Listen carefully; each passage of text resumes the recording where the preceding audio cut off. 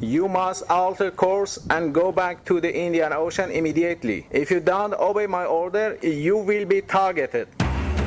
Hormuz ঘিরে নতুন উত্তেজনা প্রণালী ও ইরানের বন্দর অবরোধের ঘোষণা ট্রাম্পের। মাথা নোয়াবে না তেহরান, সামরিক জাহাজ দেখলেই আক্রমণের পাল্টা হুমকি।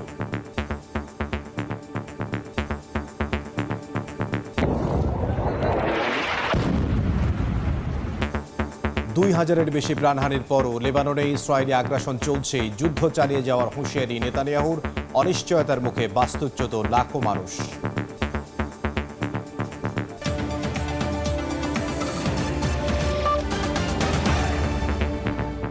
আন্তর্জাতিক সময়ের সঙ্গে আছি আমি ইমদাদুল হক। হরমুজ প্রণালী দিয়ে ইরানি বন্দরগুলোতে জাহাজ চলাচলের উপর অবরোধের ঘোষণা দিয়েছেন মার্কিন প্রেসিডেন্ট ডোনাল্ড ট্রাম্প। যুক্তরাষ্ট্রের সামরিক বাহিনী জানিয়েছে আজ রাত থেকেই এটা কার্যকর হবে। দ্য ওয়াল স্ট্রিট জার্নাল জানিয়েছে ইরানে আবার হামলা শুরু করার কথা ভাবছেন ডোনাল্ড ট্রাম্প, তবে কোনো হুমকি ধামকিতেই মাথা নত করবে না বলে সাফ জানিয়েছে তেহরান। হরমুজে সামরিক জাহাজ দেখলেই আক্রমণের হুঁশিয়ারি দিয়েছে আইআরজিসি। ভঙ্গুর যুদ্ধবিরতির মধ্যে পাকিস্তানে ঐতিহাসিক শান্তি আলোচনায় বসে ইরান যুক্তরাষ্ট্র। ব্যর্থ সংলাপের পর ইরানকে ধ্বংস করে দেওয়ার হুমকি দেন মার্কিন প্রেসিডেন্ট ডোনাল্ড ট্রাম্প। হরমুজ প্রণালী দিয়ে ইরানি বন্দরগুলোতে জাহাজ চলাচলে অবরোধের ঘোষণাও দেন তিনি।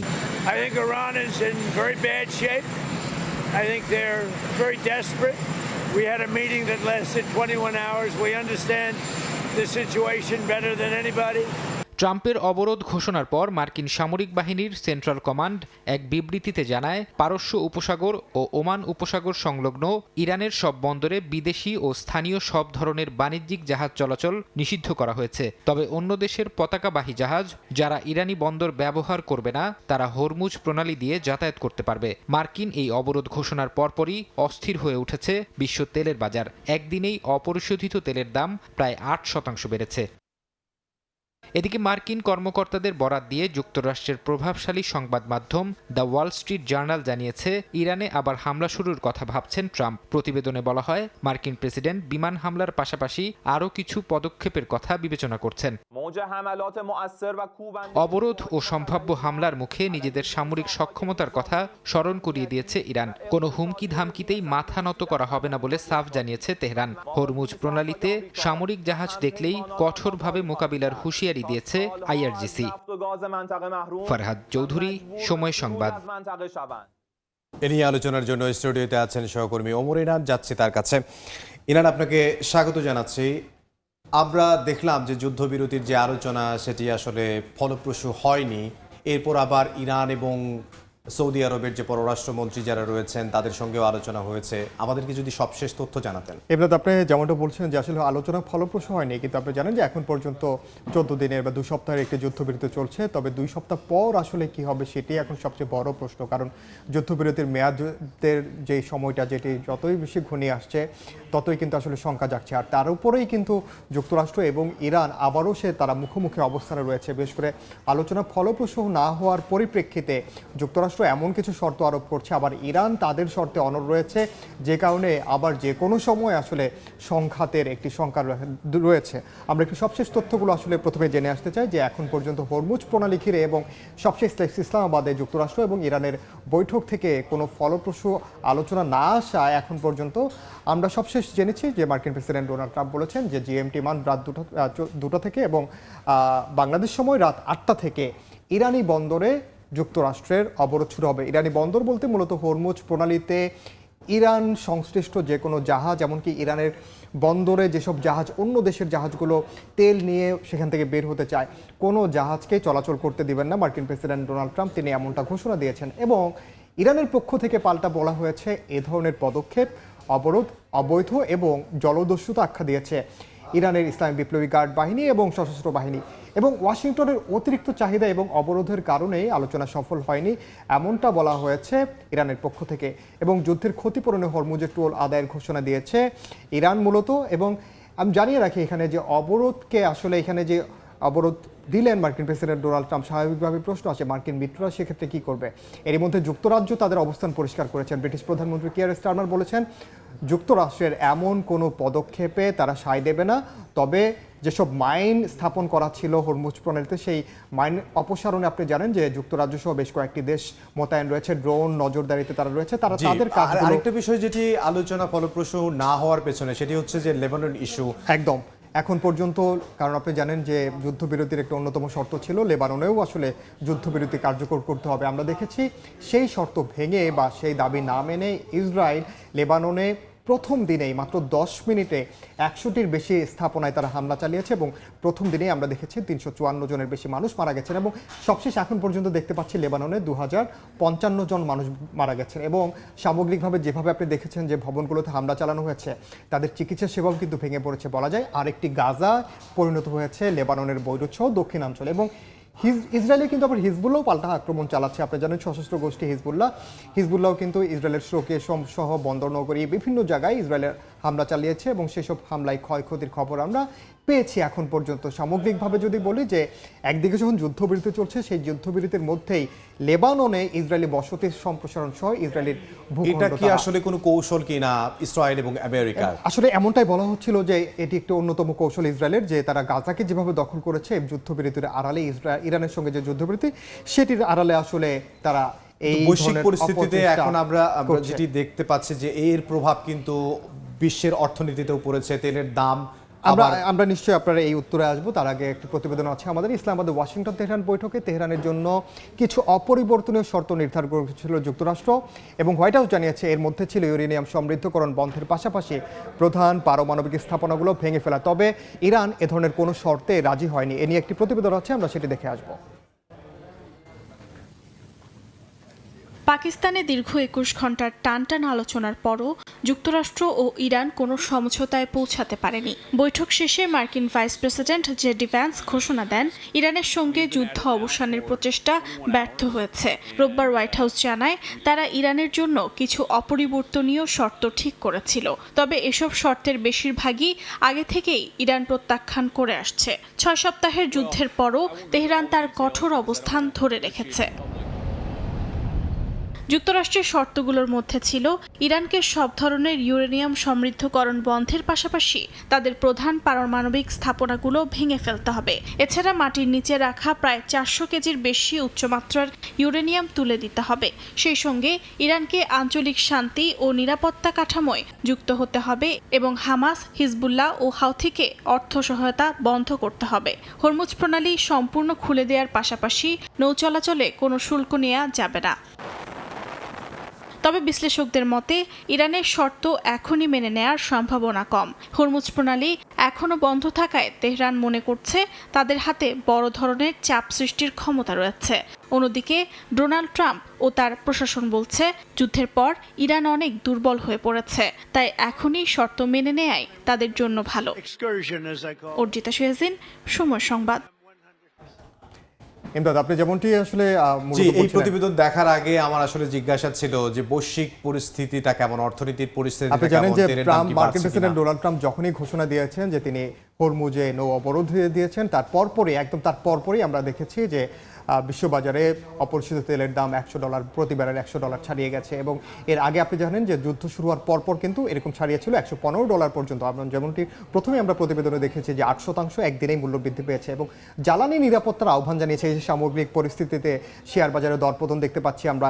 এই অবস্থায় জ্বালানি নিরাপত্তার আহ্বান জানিয়েছে চীন। তারা বলেছে যে হরমুজ প্রণালীতে অবাধ জাহাজ চলাচল নিশ্চিত করা জরুরি, কারণ বৈশ্বিক জ্বালানি নিরাপত্তার জন্য এটি গুরুত্বপূর্ণ। এবং তেলের দাম যেমনটি বলছিলাম যে $100 আজকে ছাড়িয়েছে এবং এর আগে আমরা দেখছি $115 পর্যন্ত ছাড়িয়েছে। প্রথম দিনে 50% পর্যন্ত বেড়ে যাওয়ার মতো নজির আমরা দেখেছি। এবং বিশেষ করে এশিয়ার যে শেয়ার বাজারে, বিশেষ করে সিঙ্গাপুর, থাইল্যান্ড, মালয়েশিয়া এইসব দেশগুলোতে আমরা দেখেছি যে শেয়ার বাজারে বড় ধরনের পতন হয়েছে এই মূলত হরমুজ প্রণালী অবরোধ ঘোষণার পরপরে। এবং এর মধ্যে আরেকটি গুরুত্বপূর্ণ বিষয় যে ইসরায়েলে অস্ত্র রপ্তানির তথ্য প্রকাশের দাবিতে অস্ট্রেলিয়ার মামলা হচ্ছে। আপনি জানেন যে ইসরায়েল যেই পরিপ্রেক্ষিতে গাজায় যুদ্ধ শুরু করেছে, ইরানের যুদ্ধ শুরু করেছে, এত বেশি যুদ্ধ, সংঘাত, প্রাণহানি, এর মধ্যে আপনি জানেন ইসরায়েলের বিরুদ্ধে মানবাধিকার লঙ্ঘন সহ মানবতা বিরোধী অপরাধ বেশ কিছু অভিযোগে কিন্তু সামনে আসে, যে কারণে অস্ট্রেলিয়ায় একটি মামলা হয়েছে। আপনি জানেন যে অস্ট্রেলিয়া থেকে বিপুল পরিমাণে অস্ত্র ইসরায়েলে রপ্তানি হয় এবং যে কারণে সেই অস্ত্রগুলো আসলে কোন লক্ষ্যে রপ্তানি করা হয়েছিল, তারা কি জানতো এই অস্ত্র গাজা যুদ্ধে ব্যবহৃত হবে, এবং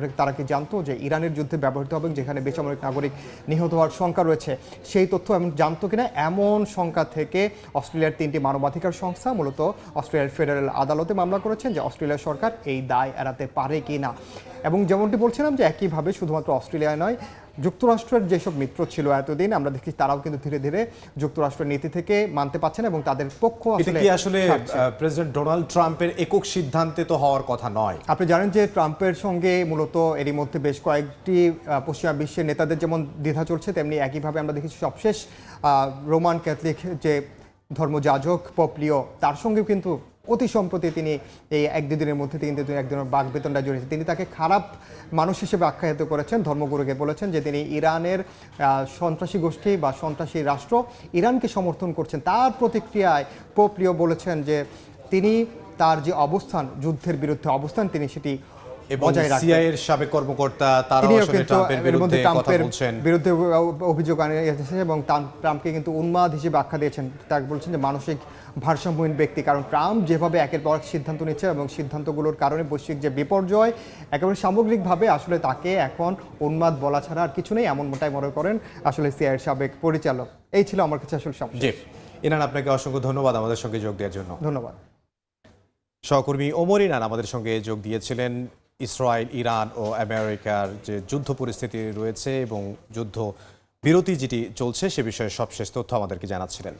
ইরানকে কোনো ধরনের সামরিক সহায়তা বা অস্ত্র সরবরাহ করলে চীনের উপর 50% শাস্তিমূলক শুল্ক আরোপের কঠোর হুঁশিয়ারি দিয়েছেন মার্কিন প্রেসিডেন্ট ডোনাল্ড ট্রাম্প। তবে ট্রাম্পের এই হুমকির আইনি ভিত্তি নিয়ে অনিশ্চয়তা রয়েছে বলে জানিয়েছে মার্কিন সংবাদ মাধ্যম পলিটিকো। ইরান নিয়ে নতুন করে বাণিজ্য যুদ্ধের হুঁশিয়ারি। স্থানীয় সময় রোববার মার্কিন প্রেসিডেন্ট ডোনাল্ড ট্রাম্প আবারও হুঁশিয়ারি দিয়ে বলেন, ইরানকে সামরিক সহায়তা বা অস্ত্র সরবরাহ করলে সংশ্লিষ্ট দেশের সব পণ্যের ওপর 50% শুল্ক আরোপ করা হবে। বিশেষ করে চীনের দিকে ইঙ্গিত করে এই বার্তা দেন তিনি। ট্রাম্পের দাবি, যুক্তরাষ্ট্রের জাতীয় নিরাপত্তা ঝুঁকিতে ফেলতে পারে এমন কোনো পদক্ষেপ সহ্য করা হবে না। তবে এই হুমকির আইনি ভিত্তি নিয়ে তৈরি হয়েছে অনিশ্চয়তা। 1977 সালের জরুরি অর্থনৈতিক ক্ষমতা আইন ব্যবহারে সাম্প্রতিক আদালতের সীমাবদ্ধতার কারণে প্রেসিডেন্টের সরাসরি শুল্ক আরোপের ক্ষমতা আগের মতো সহজ নয় বলে জানায় মার্কিন সংবাদ মাধ্যম পলিটিকো। ট্রাম্প চাইলে 1930 সালের শুল্ক আইনের ধারা 338 ব্যবহার করতে পারেন, কিন্তু সেটি সাধারণত বৈষম্যমূলক বাণিজ্য নীতির ক্ষেত্রে প্রযোজ্য। অস্ত্র সরবরাহের মতো কারণে এর ব্যবহার আইনি দিক থেকে দুর্বল হতে পারে। এদিকে ইরান যুদ্ধ শুরুর পর বেইজিং তেহরান সম্পর্ক গুরুত্বপূর্ণ হয়ে উঠেছে। চীন আগামী কয়েক সপ্তাহের মধ্যে ইরানের নতুন আকাশ প্রতিরক্ষা ব্যবস্থা পাঠানোর প্রস্তুতি নিচ্ছে বলে দাবি করেছে মার্কিন গোয়েন্দারা। অর্জিতা শেহজিন, সময় সংবাদ। ইরান ইস্যুতে পোপ লিওর কঠোর সমালোচনা করেছেন মার্কিন প্রেসিডেন্ট ডোনাল্ড ট্রাম্প। যুক্তরাষ্ট্রের ইতিহাসে প্রথমবারের মতো নির্বাচিত হওয়ায় পোপ চতুর্দশ লিওর প্রশংসায় পঞ্চমুখ হলেও বছর ঘুরতেই সেই সম্পর্ক রূপ নিয়েছে তিক্ততায়। যদিও ট্রাম্পের সমালোচনা প্রত্যাখ্যান করে পোপ জানান, যুদ্ধের বিরুদ্ধে তার অবস্থান অপরিবর্তিত থাকবে। গেল বছর পোপ ফ্রান্সিসের মৃত্যুর পর নতুন পোপ হিসেবে নির্বাচিত হন পোপ চতুর্দশ লিও, যিনি খ্রিস্ট ধর্মের রোমান ক্যাথলিক শাখার সর্বোচ্চ ধর্মীয় নেতা। নতুন পোপের প্রশংসায় তখন পঞ্চমুখ ছিলেন মার্কিন প্রেসিডেন্ট ডোনাল্ড ট্রাম্প। প্রথম আমেরিকান পোপ হওয়ায় তাকে অভিনন্দন জানিয়ে এটি যুক্তরাষ্ট্রের জন্য অসাধারণ সম্মান বলেও উল্লেখ করেন ট্রাম্প। এমনকি নতুন পোপের সঙ্গে সাক্ষাৎ করতেও বিশেষভাবে আগ্রহী ছিলেন মার্কিন প্রেসিডেন্ট। তবে বছর ঘুরতেই সেই সম্পর্ক রূপ নেয় টানাপোড়েনে। পোপের পররাষ্ট্র বিষয় অত্যন্ত খারাপ উল্লেখ করে কটাক্ষ করেন তিনি। যুক্তরাষ্ট্রের জয়েন্ট বেস অ্যান্ড্রুজে সাংবাদিকদের সঙ্গে আলাপকালে এসব কথা বলেন ট্রাম্প। এর আগে ট্রুথ সোশ্যালেও পোপকে নিয়ে দীর্ঘ সমালোচনামূলক পোস্ট করেন তিনি। আমরা এমন একজন পোপ চাই না যিনি বলবেন যে পারমাণবিক অস্ত্র থাকা ঠিক আছে। তিনি খুবই উদারপন্থী একজন ব্যক্তি যিনি অপরাধ দমন করার ব্যাপারে বিশ্বাসী নন। আমরা এমন পোপও চাই না যিনি মনে মনে করেন না আমাদের একটি দেশের সঙ্গে কঠোর আচরণ করা উচিত যারা পারমাণবিক অস্ত্র তৈরি করে পৃথিবী ধ্বংস করতে চায়। আমি পোপ লিওর ভক্ত নই। so they can blow up the world. মার্কিন প্রেসিডেন্টের সরাসরি আক্রমণের কঠোর জবাব দেন পোপ লিও। প্রথমবারের মতো আফ্রিকা সফরে যাওয়ার সময় বিমানে সাংবাদিকদের সঙ্গে কথা বলেন পোপ। নিজের অবস্থানকে স্পষ্টভাবে নৈতিক ও মানবিক বলেই তুলে ধরেন তিনি। যুদ্ধবিরোধী অবস্থানে অনড় থেকে পোপ বলেন তিনি জোরালোভাবে শান্তির পক্ষে কথা বলে যাবেন। আমি আমার ভূমিকাকে রাজনৈতিক বা কোনো রাজনীতিবিদের ভূমিকা হিসেবে দেখি না। ট্রাম্পের সঙ্গে আমি কোনো বিতর্কে জড়াতে চাই না। আমি যুদ্ধের বিরুদ্ধে জোরালোভাবে কথা বলে যাব। শান্তি প্রতিষ্ঠা, সংলাপ বাড়ানো এবং রাষ্ট্রগুলোর মধ্যে বহুপাক্ষিক সম্পর্ক জোরদার করে সমস্যার ন্যায্য সমাধান খোঁজার লক্ষ্যে। আজ বিশ্বের অসংখ্য মানুষ কষ্টে আছে, অনেক নিরীহ মানুষ মারা যাচ্ছে। আমি মনে করি কারো না কারো দাঁড়িয়ে কথা বলা উচিত। ইরানে যুক্তরাষ্ট্র ইসরায়েলের হামলা নিয়ে সরব হন প্রথম আমেরিকান পোপ লিও। গেল সপ্তাহে তিনি ট্রাম্পের কঠোর বক্তব্য এবং ইরানের জনগণের বিরুদ্ধে তার হুমকিকে প্রকৃতপক্ষে অগ্রহণযোগ্য বলে নিন্দা জানান। ট্রাম্প প্রশাসনের অভিবাসন নীতি নিয়েও কঠোর সমালোচনা করেন পোপ। অভিবাসীদের সঙ্গে করা আচরণের বিষয়ে গভীরভাবে পর্যবেক্ষণের আহ্বান জানান তিনি। এই পাল্টাপাল্টি অবস্থান ভ্যাটিকান ওয়াশিংটন সম্পর্কে নতুন উত্তেজনার ইঙ্গিত হিসেবে দেখছেন বিশ্লেষকরা। বরকতুল্লাহ, সময় সংবাদ। যুদ্ধ বন্ধ নিয়ে অনিশ্চয়তা বাড়ছে লেবাননের বাস্তুচ্যুত বাসিন্দাদের মাঝে। দীর্ঘদিনের সংঘাতের ফলে ইসরায়েল ও লেবানন সরকারের সম্ভাব্য আলোচনাকে তারা সন্দেহের চোখে দেখছেন। এখন পর্যন্ত লেবাননে ইসরায়েলি হামলায় প্রাণ হারিয়েছে 2000-এর বেশি মানুষ। লেবাননে ইসরায়েলি বাহিনীর বর্বরতায় বাস্তুচ্যুত হয়েছেন হাজারো বাসিন্দা। নিজেদের সর্বস্ব হারিয়ে মাথা গোজার ঠাঁই মিলেছে খোলা আকাশের নিচে। বৈরী আবহাওয়া, জীর্ণ তাঁবুতে দিন পার করছেন ঘরবাড়ি হারানো লেবানিজরা। দেশটিতে হামলা বন্ধে মঙ্গলবার ইসরায়েল ও লেবানন সরকারের মধ্যে সরাসরি আলোচনার কথা রয়েছে। তবে প্রত্যাশিত এই বৈঠক নিয়ে হতাশা প্রকাশ করেছেন বাস্তুচ্যুত লেবানিজরা। আলোচনা সফল হওয়ার সম্ভাবনা মাত্র 10%। এর একটাই কারণ, যুক্তরাষ্ট্র ইসরায়েল প্রতারণামূলক আচরণ করে। যুদ্ধবিরতির আলোচনায় লেবানন অন্তর্ভুক্ত থাকার কথা ছিল, কিন্তু মুহূর্তের মধ্যেই সবকিছু বদলে যায়। তারা লেবাননকে সেই যুদ্ধবিরতির চুক্তি থেকে বাদ দিয়ে দেয়। লেবাননের স্বাস্থ্য মন্ত্রণালয় জানায় ইসরায়েলি হামলায় দেশটিতে 2000-এর বেশি মানুষ নিহত হয়েছেন, যাদের মধ্যে উল্লেখযোগ্য সংখ্যক নারী, শিশু ও চিকিৎসক রয়েছেন। লেবাননের সশস্ত্র গোষ্ঠী হিজবুল্লাহ বলছে তারা ইসরায়েলি অবস্থানের বিরুদ্ধে বেশ কয়েকটি সামরিক অভিযান চালিয়েছে। এরই মাঝে পাকিস্তানে যুক্তরাষ্ট্র ইরান শান্তি আলোচনা ব্যর্থতায় রূপ নিয়েছে, যা লেবাননের পরিস্থিতিকে আরও জটিল করে তুলছে। দীর্ঘ আলোচনার পরও যুদ্ধ বন্ধে কোনো সমঝোতা না হওয়ায় মধ্যপ্রাচ্য জুড়ে সংঘাত বাড়তে পারে বলে আশঙ্কা প্রকাশ করেন বিশ্লেষকরা। বরকতুল্লাহ, সময় সংবাদ। গাজা অভিমুখে আবারও 70টিরও বেশি জাহাজ নিয়ে যাত্রা শুরু করেছে গ্লোবাল সুমুদ ফ্লোটিলা। প্রায় 1000 স্বেচ্ছাসেবী এতে অংশ নিয়েছে। এদিকে ইসরায়েলের অব্যাহত হামলায় উপত্যকায় মানবিক সংকট ভয়াবহ রূপ নিয়েছে বলে জানিয়েছে আন্তর্জাতিক মানবিক সংস্থা। স্থানীয় সময় রোববার স্পেনের বার্সেলোনা বন্দর থেকে গাজার উদ্দেশ্যে যাত্রা শুরু করে গ্লোবাল সুমুদ ফ্লোটিলা। ফিলিস্তিনিদের জন্য মানবিক সহায়তা পৌঁছে দিতে এবার 70টিরও বেশি জাহাজ যাত্রা করছে। আয়োজকদের দাবি, এটি ইসরায়েলের অবরোধ ভাঙতে এখন পর্যন্ত সবচেয়ে বড় বেসামরিক সামুদ্রিক উদ্যোগ। 70 দেশের প্রায় 1000 স্বেচ্ছাসেবী অংশ নিচ্ছে সুমুদ ফ্লোটিলায়। প্রতিকূল আবহাওয়ার কারণে ধাপে ধাপে আন্তর্জাতিক জলসীমায় প্রবেশের পরিকল্পনা রয়েছে বলেও জানান আয়োজকরা। শান্তি কেবল স্থিতিশীল সময়ের বিলাসিতা নয়, এটি পৃথিবীর টিকে থাকার মৌলিক শর্ত। আমরা একে অপরকে আঘাত করতে ব্যস্ত থাকলে এই গ্রহকে সুস্থ করা সম্ভব নয়। জলবায়ু ন্যায় বিচার দাবি করা মানে যুদ্ধের যন্ত্রণা ও ধ্বংসযজ্ঞের অবসান দাবি করা। গত বছর অক্টোবরে একই সংস্থার একত্রিত করা প্রায় 40টি নৌকা অবরুদ্ধ গাজায় পৌঁছানোর চেষ্টা করলে ইসরায়েলি সামরিক বাহিনী বাধা দেয় এবং সুইডিশ আন্দোলনকর্মী গ্রেটা থুনবার্গ সহ 450 জনেরও বেশি অংশগ্রহণকারীকে গ্রেফতার করে। ইসরায়েলের অব্যাহত হামলায় উপত্যকায় মানবিক সংকট ভয়াবহ রূপ নিয়েছে। আন্তর্জাতিক মানবিক সংস্থা MSF বলছে, যুদ্ধবিরতির 6 মাস পরও সহিংসতা থামেনি, বরং স্বাস্থ্য ব্যবস্থা ভেঙে পড়েছে। 2025 সালের অক্টোবরের পর থেকে 700-র বেশি মানুষ নিহত হয়েছে, আহত হয়েছে হাজারো মানুষ। চিকিৎসা সরঞ্জাম, ঔষধ, এমনকি ইনসুলিনের ঘাটতি চরমে। হাজার হাজার রোগী প্রয়োজনীয় চিকিৎসা পাচ্ছেন না বলেও জানায় সংস্থাটি। অর্জিতা শেহজিন, সময় সংবাদ। ইস্টার সানডে উপলক্ষে ঘোষিত যুদ্ধবিরতি লঙ্ঘনের পাল্টাপাল্টি অভিযোগ তুলেছে মস্কো কিয়েভ। রুশ বাহিনীর হামলার সমুচিত জবাব দেওয়ার হুঁশিয়ারি দিয়েছেন ইউক্রেনের প্রেসিডেন্ট ভলোদিমির জেলেনস্কি। অন্যদিকে সোমবার থেকে আবারও পূর্ণমাত্রার আক্রমণ শুরুর ঘোষণা দিয়েছেন রুশ president Vladimir Putin. Easter Sunday ঘিরে ৩২ ঘন্টার যুদ্ধবিরতি শুরুর পর থেকে রুশ সেনারা ইউক্রেনের ড্রোন হামলা ও গোলাবর্ষণ করে বলে অভিযোগ তুলেছে কিয়েভ। এই সময়ের মধ্যে রাশিয়া ২,২৯৯ বার যুদ্ধবিরতি লঙ্ঘন করেছে বলেও দাবি করা হয়। নিরস্ত্র সেনাদের গুলি করে হত্যার অভিযোগ তুলে আন্তর্জাতিক আইনের লঙ্ঘন বলে নিন্দা জানায় ইউক্রেন। প্রেসিডেন্ট ভলোদিমির জেলেনস্কি বলেন, রাশিয়ার প্রতিটি হামলার জবাব সমানভাবে দেয়া হবে। যুদ্ধবিরতি বাড়িয়ে শান্তি আলোচনার সুযোগ তৈরির আশা প্রকাশ করেন জেলেনস্কি। এদিকে যুদ্ধবিরতি লঙ্ঘনের পাল্টা অভিযোগ মস্কোরও। রাশিয়ার প্রতিরক্ষা মন্ত্রণালয়ের দাবি, ইউক্রেন প্রায় ১,৯৭১ বার যুদ্ধবিরতি লঙ্ঘন করেছে। দিনিপ্রোপেট্রোভস্ক, সুমি ও দোনেস্কে ইউক্রেনীয় বাহিনীর পাল্টা আক্রমণ এবং অগ্রযাত্রা ঠেকানোর কথা জানিয়েছে মন্ত্রণালয়। একই সঙ্গে ইউক্রেনের অ্যাম্বুলেন্সে ড্রোন হামলায় চিকিৎসা কর্মীদের আহত হওয়ার দাবি করেছে দেশটি। ভলোদিমির জেলেনস্কির যুদ্ধবিরতির সময় বাড়ানোর প্রস্তাব প্রত্যাখ্যান করে সোমবার থেকে আবারও পূর্ণমাত্রার হামলা শুরুর ঘোষণা দিয়েছেন রাশিয়ার প্রেসিডেন্ট ভ্লাদিমির পুতিন। গত বছরও ইস্টার উপলক্ষে একই ধরনের স্বল্পমেয়াদী যুদ্ধবিরতির ঘোষণা দিয়েছিল রাশিয়া। তবে সেই সময় উভয় পক্ষই যুদ্ধবিরতি লঙ্ঘনের অভিযোগ তোলে। রাশিয়ার জাতীয় দিবস উপলক্ষে আরও একটি যুদ্ধবিরতির প্রস্তাব দেয়া হলেও সেটিও কার্যকর হয়নি। ইউক্রেন সে সময় ওই উদ্যোগকে চরম ভণ্ডামি হিসেবে আখ্যা দেয়। অর্জিতা শেহসিন, সময় সংবাদ। আন্তর্জাতিক সময় আরও থাকছে। হাঙ্গেরিতে ট্রাম্প পুতিনের মিত্র ভিক্টর অরবানের ১৬ বছরের শাসনের অবসান, বিরোধী নেতার ভূমিধস জয়, ইউরোপের রাজনীতিতে বড় পরিবর্তনের ইঙ্গিত।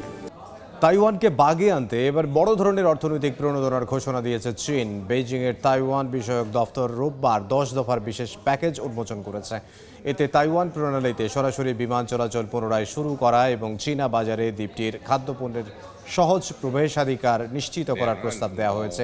এমনকি মূল ভূখণ্ডের কাছাকাছি থাকা কিনবেন ও মাতসু দ্বীপের সঙ্গে জ্বালানি ও পানি সরবরাহের পাশাপাশি সেতু নির্মাণেরও পরিকল্পনা রয়েছে বেইজিংয়ের। তাইওয়ানের প্রধান বিরোধী দলের বেইজিং সফরের পর এই প্রস্তাব দিল শি জিনপিং প্রশাসন। যদিও যে কোনো ধরনের বিনিময় অবশ্যই রাজনৈতিক শর্তমুক্ত হতে হবে বলে সাফ জানিয়ে দিয়েছে তাইওয়ান কর্তৃপক্ষ।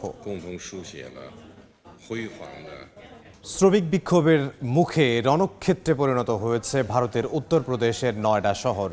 মজুরি বাড়ানো ও অন্যান্য সুযোগ সুবিধার দাবিতে সোমবারও রাস্তায় নামে হাজারো মানুষ। পুলিশ তাদেরকে ছত্রভঙ্গ করার চেষ্টা করে পরিস্থিতি উত্তপ্ত হয়ে ওঠে। এক পর্যায়ে পুলিশের গাড়িসহ অন্যান্য যানবাহনে ভাঙচুর শুরু করে আন্দোলনকারীরা। বিভিন্ন স্থাপনায় আগুন ধরিয়ে দেওয়া হয়। যারা শ্রমিকদের উস্কানি দিচ্ছে তাদের বিরুদ্ধে কঠোর ব্যবস্থা নেওয়ার নির্দেশ দিয়েছেন উত্তরপ্রদেশের মুখ্যমন্ত্রী যোগী আদিত্যনাথ। একই সঙ্গে শিল্প প্রতিষ্ঠানগুলোকে শ্রম আইন মেনে চলার আহ্বান জানিয়েছেন তিনি। শেষ শ্রদ্ধায় ভাসলেন উপমহাদেশের প্রখ্যাত সঙ্গীত শিল্পী আশা ভোঁসলে। সোমবার সকালে মরদেহ রাখা হয় ভারতের মুম্বাই তার বাসভবনের স্মৃতিকক্ষে। সেখানেই অগণিত ভক্ত অনুরাগী শেষবারের মতো সুর সম্রাজ্ঞীকে শ্রদ্ধা জানান। মহারাষ্ট্রের মুখ্যমন্ত্রী দেবেন্দ্র ফডনাভিস, অভিনেত্রী বিদ্যা বালান, শাবানা আজমি, জাভেদ আখতার এবং ক্রিকেটার সচিন টেন্ডুলকারকেও দেখা যায়। শিবাজি পার্ক শ্মশানে রাষ্ট্রীয় মর্যাদায় তাঁর শেষকৃত্য সম্পন্ন হবে। রোববার ৯২ বছর বয়সে আশা ভোঁসলের মৃত্যু হয়। গুণিয়ে শিল্পীর প্রয়াণের মধ্য দিয়ে ভারতীয় সঙ্গীতের এক ঐতিহাসিক অধ্যায়ের সমাপ্তি হল।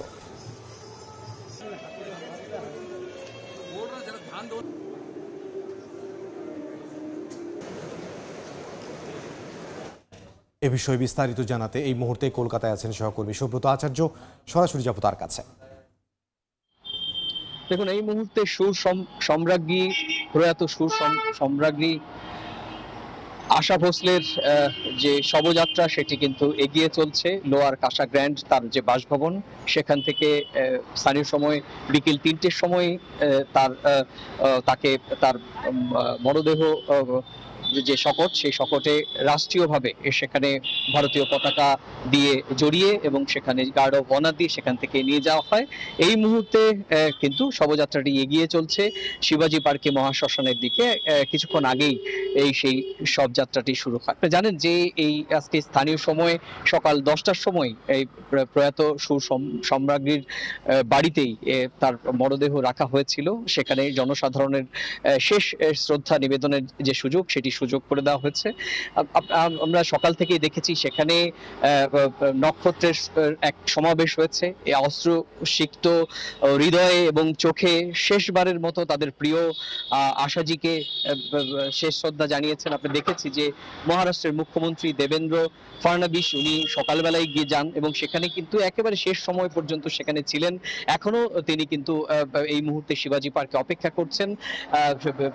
সচিন টেন্ডুলকার সেখানে গিয়েছেন আরো রাকেশ রোশন গিয়েছেন, অনুরাধা পরওয়াল গিয়েছেন, জ্যাকি শ্রফ গিয়েছেন, এআর রহমান গিয়েছেন, তাব্বু গিয়েছেন, ঋতিশ দেশমুখ এখনো তিনি শবযাত্রার সঙ্গে রয়েছেন, আশুতোষ গোয়েঙ্কার আমরা দেখেছি গিয়েছেন। সকলেই কিন্তু এই শবযাত্রায় সামিল হয়েছেন।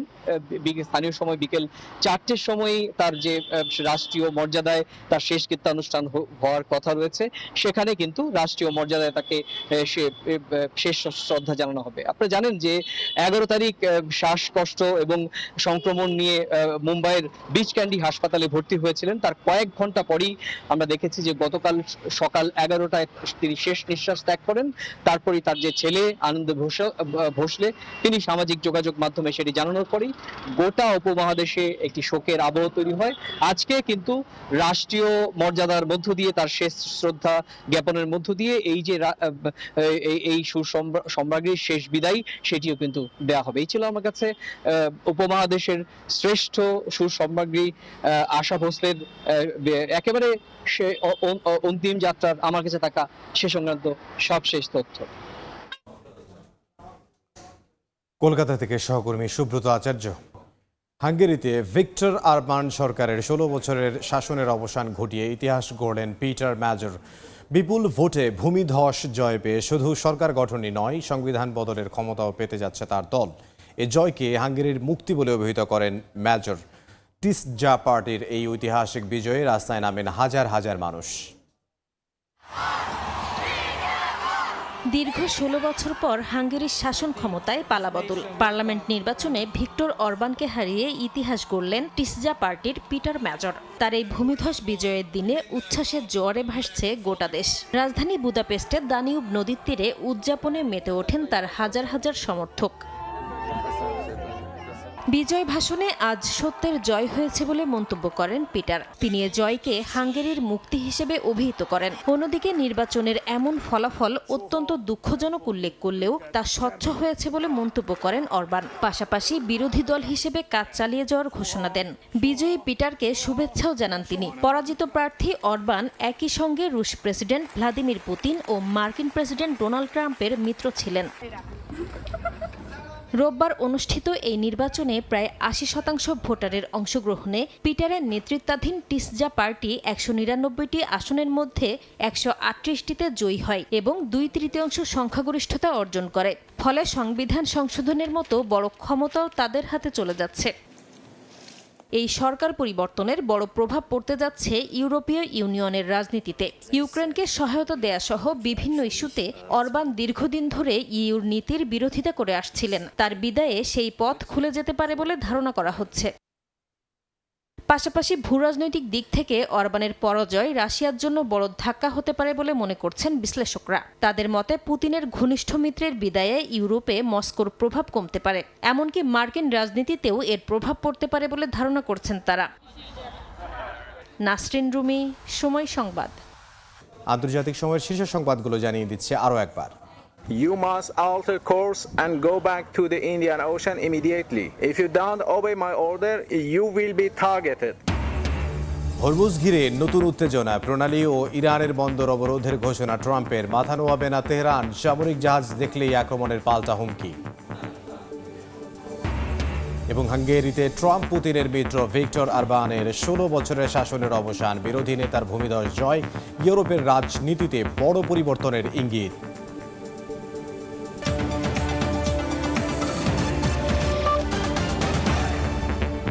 এই ছিল আন্তর্জাতিক সময়ে। এরপর বিকেল 5টার সময় সংবাদ নিয়ে সঙ্গে থাকবেন সহকর্মী আরিশা ইসলাম। ধন্যবাদ ইমদাদ। বিকেল 5টার সময় সংবাদ নিয়ে আসছি কিছুক্ষণ পর, সঙ্গে থাকুন সময়।